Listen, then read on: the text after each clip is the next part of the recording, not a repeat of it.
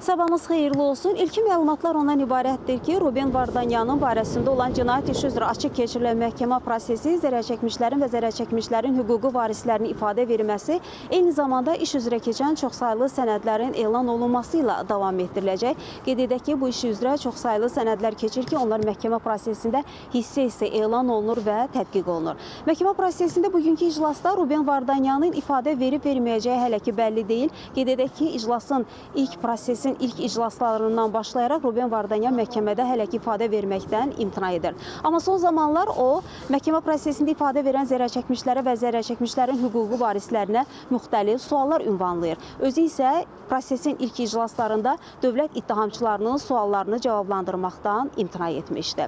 Bugünkü iclasda çoxsaylı zərərçəkmişlər həm də zərərçəkmiş qismində əyləşirlər. Onların tədricən qeydiyyatı aparılır və onlar prosesin keçirildiyi Bakı məhkəmə kompleksinin tədricən inzibati binasına daxil olurlar. Bir neçə dəqiqə bundan əvvəl isə Ruben Vardanyan prosesin keçirildiyi Bakı məhkəmə kompleksinin inzibati binasına gətirildi. Onun vəkili də buradadır. Eyni zamanda ona rus dilində tərcüməçi ayrılıb ki, həmin tərcüməçi də məhkəmə prosesində iştirak edir. Ruben Vardanyan məhkəmədə ifadə verməsə də o müxtəlif vəsadətlərlə hər iclasda vəsadətlər təqdim edir. Təbii ki, onun vəsadətlərin qanun hüquq çərçivəsində olanları təmin olunur. Eyni zamanda Ruben Vardanyanın vəkili də, onun müdafiəçisi də müxtəlif vəsadətlərlə çıxış edir.